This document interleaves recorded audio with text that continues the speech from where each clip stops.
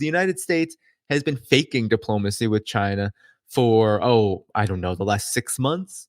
Antony Blinken traveled to China, and right after that, Biden called Xi Jinping a dictator. Janet Yellen went to China. Right before she went, the U.S. slapped a travel warning on China to the United States, basically saying to Americans, don't travel to China because you're unsafe.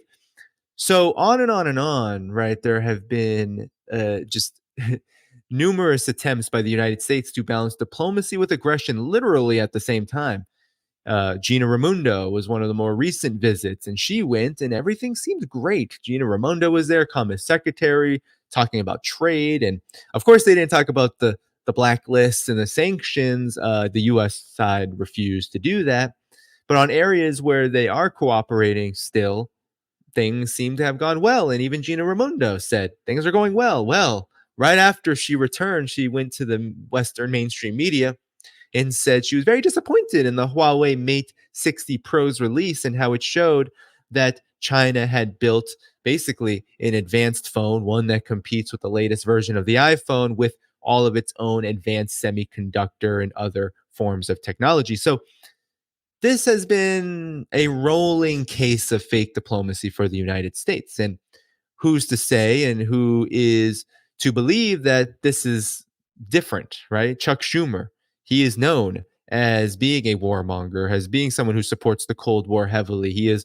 one of the Democrats in Congress who has been a staunch supporter of the U.S.'s role in instigating the Ukraine conflict. So here's Schumer, and here's what the Global Times had to say. Schumer's China visit continues momentum of high-level delegations, high-level contacts. And here you see a picture, and I'm going to get into why these pictures speak so many words, 1,000, 100,000. I'll show you a little bit. But here's what the Global Times said. It said a bipartisan delegation of senators led by Senate Majority Leader Chuck Schumer arrived in Shanghai on Saturday while expressing hope that the visit would be an opportunity for U.S. politicians to gain more understanding of China. Some analysts said that Schumer's visits is more about aligning with the Biden administration's recent tactical adjustments to enhance engagement with China. They called on the U.S. to take more action to improve complicated bilateral relations rather than add obstacles. A detailed itinerary of the delegation's trip in China has not been released, but Schumer reportedly meet with senior Chinese officials in Shanghai and Beijing. According to some media, the delegation will also visit South Korea and Japan with the goal of advancing U.S. economic and national security interests. Schumer's journey to China, which is the first congressional visit to the nation since 2019, has particular significance for U.S.-China ties. Schumer has long been a critic of China and supported several unfavorable laws. In light of the recent complicated situation, the trip demonstrated the need to continue communication between China and the U.S., said Sun Changhao, a fellow and head of the US-EU program at the Center for International Security and Strategy at Tsinghua University, told the GT. The Chinese foreign ministry said on Wednesday that China welcomed Schumer's visit and hopes that it will contribute to a more objective understanding of China in U.S. Congress, increase dialogue and communication between the two countries' legislatures, and add positive factors to growing U.S.-China relations. China always taking the high road, while my voice always remains suspicious because I haven't seen any record of change yet.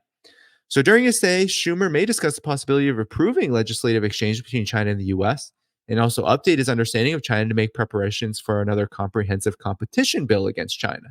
Moreover, as a Democrat, Schumer may help the Biden administration in gathering information on China's attitude during the visit. In May, Senate Democrats led by Schumer launched a renewed effort to create a bill dubbed China Competition 2.0 to limit the flow of technology to China. Senators from both parties are visiting the group, including Republican Senator Mike Crapo, a senior member of his party of the Senate Finance Committee, 2 additional Democratic senators, and 2 Republican senators. Domestic politics in the upcoming election are also reasons for the senators to join the delegation, and some think they will use the occasion to talk about issues involving China, as Micron Technology's capacity to conduct business in China, some experts said. Before the visit, Schumer's office said on Tuesday that he planned to talk to Chinese officials about human rights concerns about fentanyl and China's role in the international community. It is not unexpected that Schumer will bring up these issues given bipartisan consensus to maintain competitiveness and a tough stance toward China. And the extreme division of U.S. politics has also encouraged hardliners to criticize other politicians with various degrees of anti-China sentiment. So Basically, what this is saying is this delegation is coming there not just to talk about cooperation and niceties and how can we work together and how can you see China and change their minds. That was in the beginning of the report.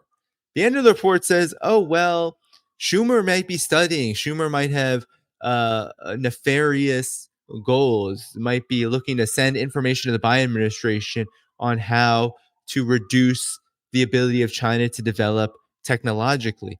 And also that this may have to do with electoral purposes, which I think it 100% does. I think that the reason why these so-called bilateral visits, these so-called diplomatic visits have gone so badly is because Joe Biden, the Democrats, but really the entirety of Washington's neocon, I almost said neocolonial, although it wouldn't be inaccurate, neocon foreign policy establishment, they want to look as if they are talking and speaking with a country that they are not yet engaged in a full-on proxy war with yet, although you could make the argument around Taiwan, but a full-on proxy war, which is hot and leading to open hostilities. So they want to look the part while also establishing electorally a tough on China stance. And what better way to do that than to go face to face with your adversary and come out of it talking a big game? And that is what has happened every single time. It is to court and champion and try to recruit the anti-China forces, not just in Washington, but also amongst the US voting population. It is electoral virtue signaling. But China doesn't care. And the reason why China behaves in this way, right, conducting these visits, is because China also has a diplomatic reputation. It has a line, it has a policy of non interference, but also win win cooperation and not discriminating against any country's leadership on the basis of politics. And so China is saying, well, we will continue to do the dance. We will continue to dance with the United States so long as there are any benefits coming from the US side. And there still is a massive relationship of over $700 billion worth. However, you can see the difference in what China and how China treats certain countries versus others through a picture. So as you saw in that Global Times article, there was a picture, but here's friend of the show, Jing Li. She posted a picture, and I just want to show you. Zoom in a little bit on that picture. Do you notice anything? Well, you might notice how they all look like exactly how you would expect a congressional delegation to look like.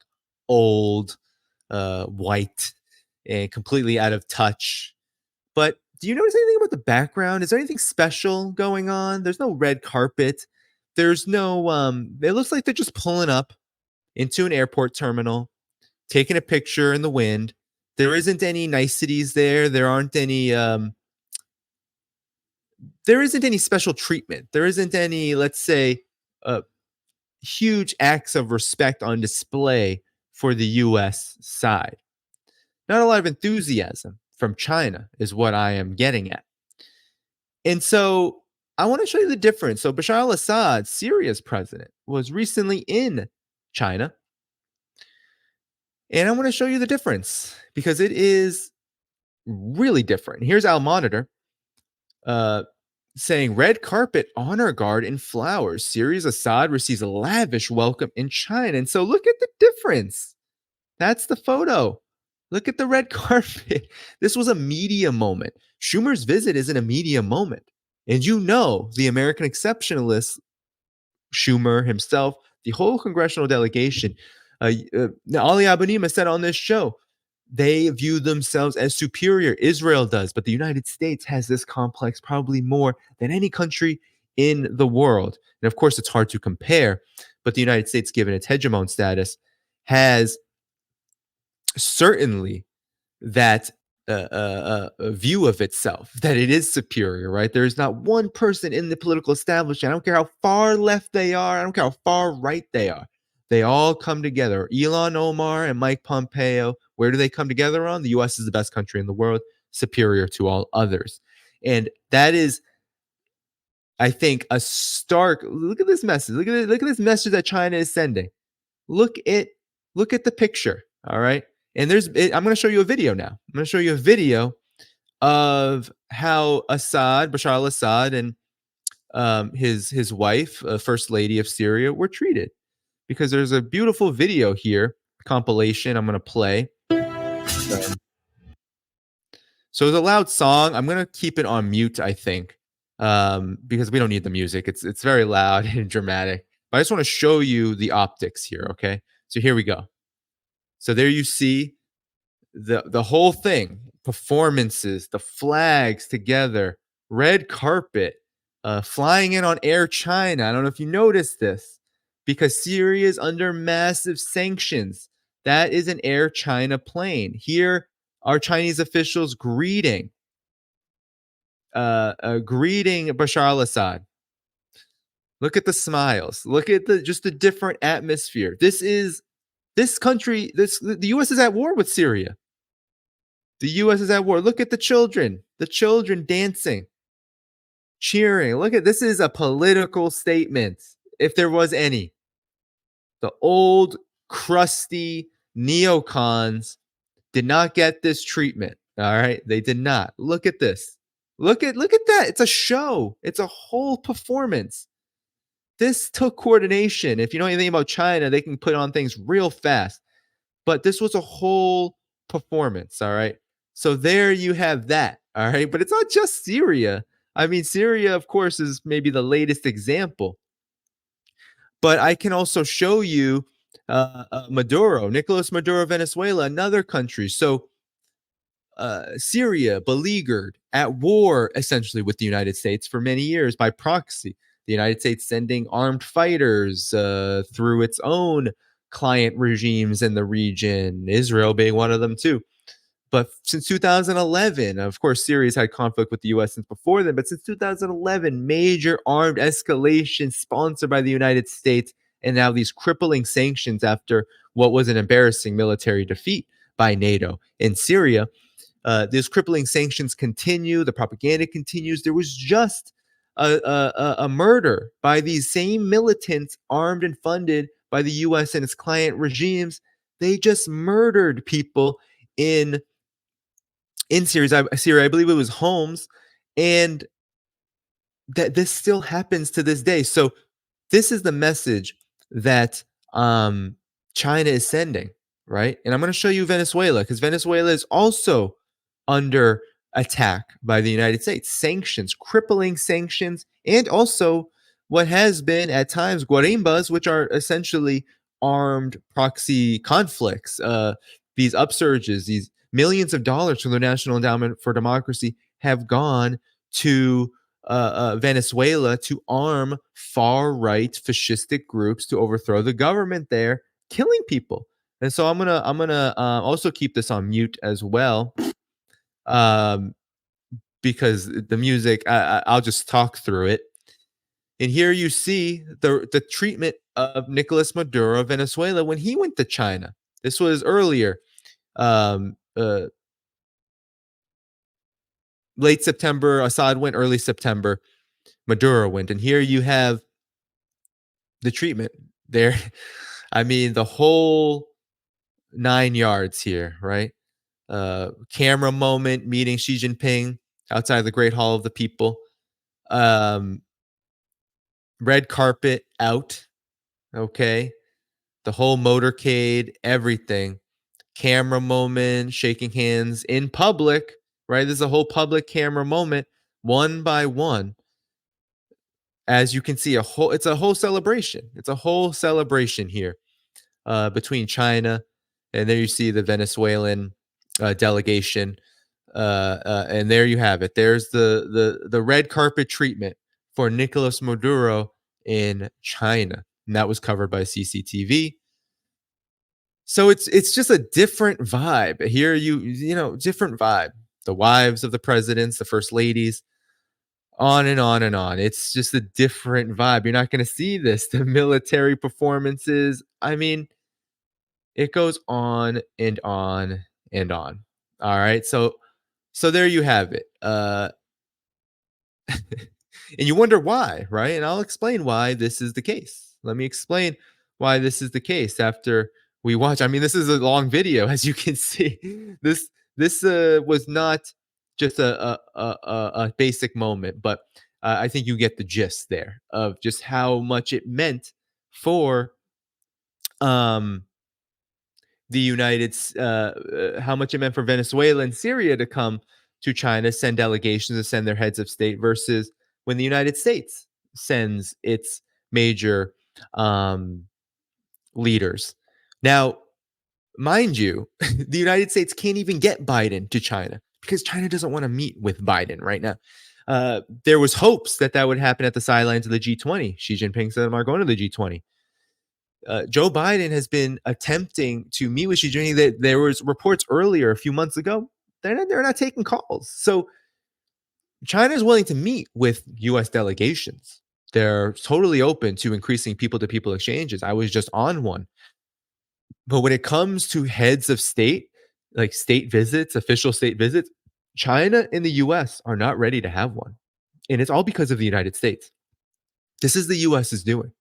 The US is, through its policy of so-called containment with China, simply isolating itself. Because China's not isolated. Look at those performances. You don't think that Venezuela and Syria appreciate that? You don't think the global South watches when they see such a thing? It's Zambia has gotten this same treatment. Cambodia, all of these countries get some form of this treatment, even if others, some maybe get a little bit bigger of a performance than others, but it really isn't a hierarchy. They all, in some way, get very special treatment. And it's because China is embracing the global South, which it is a part, in which the Western mainstream media continues to try to say, oh, well, China is trying to court the global South as if it's outside of the global South. No, China has a long history of being a country with a similar situation, a similar development process to the global South. Underdeveloped, impoverished. Why? Because foreign powers decided to mess around and now they're finding out that when you colonize, destroy, pillage, and plunder, it will be eventually you that is isolated, especially when you can't seem to correct your behavior. You just find a new way of doing it. And that's what the United States is doing to China. It cannot admit that it has lost. It can admit that China is not going to fall. Certainly, its dreams of integrating China into capitalism so that it could destroy China's socialist governance system, so that it could change its political system. That is all fantasy now. They can't do it in Russia. They certainly can't do it in China. All they do is continue to strengthen the partnership between these two countries. Look at how China and Russia responded to the Palestine situation. They didn't come in support of Israel. Russia certainly has deep ties with Israel. So does China. No, they came out with it was a neutral response, and some would quibble about the two-state solution. Is it viable? But regardless of whether you think that's viable or not, they went with international law, they went with protocol, and they made a strong message of saying, hey, this is a conflict that needs to be resolved by peaceful measures, and we are going to be part of that peaceful process. And China and Russia have been doing that all along, not just with Palestine, but with the wider multipolar world. And that is what frightens the US so much. And the United States now, with this congressional delegation, it's going to be a nothing burger. Whether you see this video as it's happening or whether you see it later in a clip, it's a big nothing burger. It won't produce any results. Just like Josep Borrell's visit won't really yield any other results than what already is on the table, which probably is economic agreements, because Europe can't de-risk and decouple from China. That is suicidal talk. That is ridiculous talk. So there is a situation brewing, okay? There is a situation brewing when it comes to China, and that is that the United States has essentially isolated itself. It has destroyed itself in this situation. It's never going. I don't. It's never going to have the relationship it had with China following normalization, opening up and reform period. That those days are over, where cooperation was smooth, where there wasn't maybe especially in the wild '90s period, 1990 to 2000, where there wasn't a global conflict, there wasn't a Cold War, there wasn't a Sino-Soviet split, so China-U.S. relations exploded. There was lots of expats going there. The economic investment ramped up, And there was very little, especially after Tiananmen in the 1989, especially after that, little conflict between the two. Tiananmen, of course, was a really big conflict, which the United States tried to attempt to support a color revolution in China, which failed disastrously and led to George Soros's and the Soros Foundation's ouster from China. But I digress. The point here is that those days are over where China is going to cater to and attempt to simply go along with the United States as long as it can in order to make sure that relationship is as stable as possible. China has learned that both success, integration into the world economy, and rapid economic development can actually protect you and give you opportunities to become not just more self reliant, but also more assertive.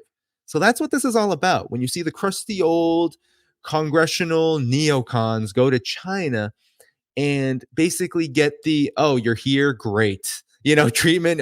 It's like when you have a staff meeting at work, or when you have the boss wants to everyone to meet. Sometimes they want everyone to meet regularly. It's like it's like when that happens, and the workers show up a little late. They don't really care. It's like, the boss are like, oh, you showed up, great. Like that's kind of how it is here with China and the United States. It's like, oh yeah, you showed up, that's fine. Like, okay, are you going to do anything different? Are you going to change how you work? Are you going to increase your work ethic toward peace? Are you going to help out a little bit more? Maybe be more productive? No, that's not going to happen. And China knows that. This is the situation. China is the target, uh, the principal target of U.S. foreign policy. And these visits only serve for China as just increased leverage. China just wants to continue to follow protocol, continue to allow relations, even if it has a veneer of stability that does offer um, some hope that relations won't sour so much on the U.S. side that a war occurs, right? That so all of this is about China playing the long game, right? Outweighing the United States. Everyone knows there's that hilarious meme of Xi Jinping with the headline, uh, uh, you know, um, the CIA says that China is just waiting for the US to collapse, right? Like that is what China is ultimately going to do, because it doesn't make sense to decouple from the United States independent of US policy. It doesn't make sense to go into open conflict with the United States, because everyone knows if you go into open conflict with the United States, you're likely just going to get more conflict. The United States can't be trusted. The United States also won't be humiliated. So, a lot of people like to say, Danny, how come China isn't more assertive? Why doesn't it say more admonishing things to the United States? Why doesn't it push back? Why doesn't it do what Russia's doing like Ukraine?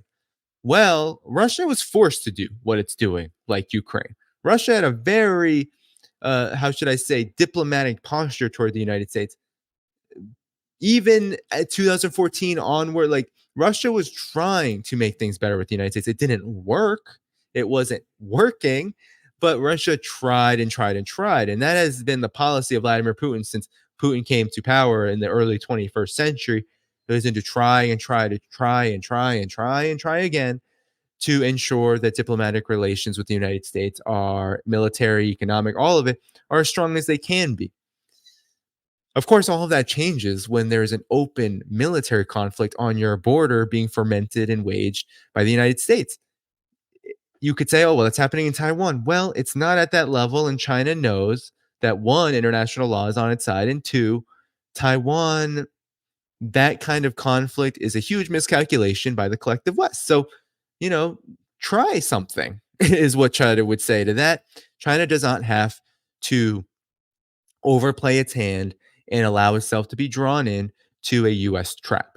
And so China is not going to hold a similar posture in that way. However, it is going to show in other ways where exactly it stands on the world stage. And as you can see by how China has treated US diplomats, which, to be honest and to be fair, because I don't want to overstate here, it's not like China's treating them differently, right? It's not like they're saying, "Oh, well, this isn't standard protocol." Certainly, it's not as if they're, not getting rides from the airport, or not or Chinese officials are late or anything like that.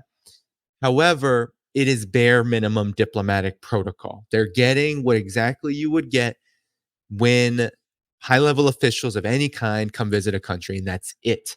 There's no thank you for being here. It is great that you're here. There's no enthusiasm. There's no red carpet. There's no parties. There's no, the public relations, images, anything like that. It's all just, oh, you're here. Awesome. Cool. You made it. You made this trip. Let's get this over with. Because there is a growing sentiment. When I was in China, this was true. There's a growing sentiment that, actions speak louder than words. We're not really going to get excited or to make any kind of hay about something that isn't going to lead to any change. That the policy is clear. And China's not afraid. China's not afraid of that policy continuing. You saw with the Huawei Mate 60 Pro, you hear all these things about China's economy collapsing, yet it's still going to grow 6%. And, demand is rising. And, China's manufacturing base is still very much intact. Standards of living are going to continue to increase. The property crisis is overblown. You see these Peter Zahan and all these hacks talk about, oh, China's economy is going to collapse. Well, even though there has been a slowdown because there's a world economic slowdown, it's just a total miscalculation to think that the Chinese government is not there for the people to weather that storm. And it is, and it's always happening. I was told literally to my face, oh yeah, we're going to lower property values and decrease prices because we want cities to be more livable, especially the first, second tier cities, those to be more livable because we want to bring all cities to a similar level. And that means we have to rein in some of these forces under Xi Jinping's campaign. Housing is for living, not for speculation. So these are the factors that they can't fathom, right? That the government, just like in 2007, 2008 economic crisis, will be there to bail out the Chinese people. So that goals like eliminating extreme poverty, like building world-class infrastructure, those things can continue. And that's not going to change just because COVID happened and there's a worldwide economic slowdown, or Ukraine proxy war that's destroying the energy market. Just because those things are happening doesn't mean that China is going to collapse because of it. Yes, there will be problems. Sanctions on China with tech, all of that causes problems.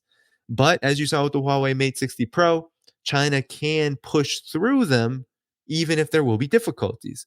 So to say collapse, to be all Gordon Chang about it, is not just unhelpful, but it's just counterfactual. It's just a lie. It's just a way to stir up more anti-China sentiment through fear of China's collapse. While right in front of our faces, the United States and its collective West vassals are destroying the world. And they're destroying you in the process. They're destroying your future, your present, because they want to fuel the most dangerous kinds of conflicts all around the world for the benefit of just a tiny few people, a tiny few corporations, a tiny few monopolies, tiny few number of militarists, tiny few number of neocons. These are the people that benefit. They rake in the millions and the billions, while you get to suffer on wondering whether China is going to collapse. You see the con here?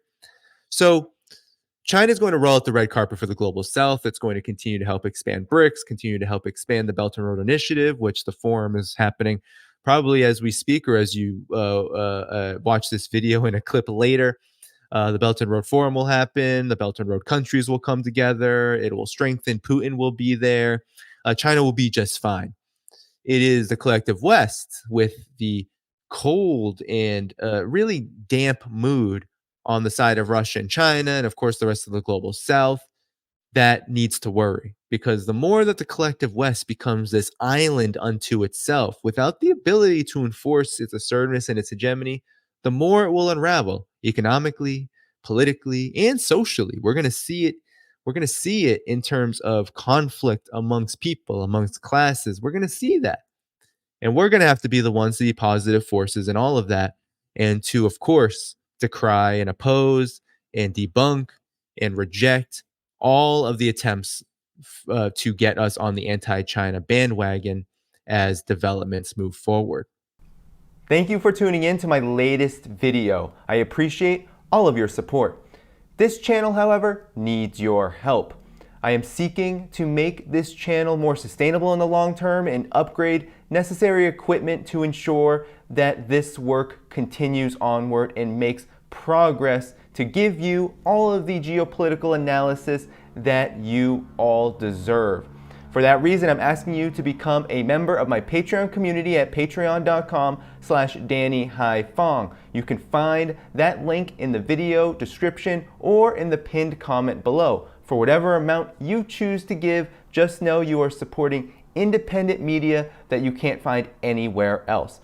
Thank you so much, and I look forward to the next video.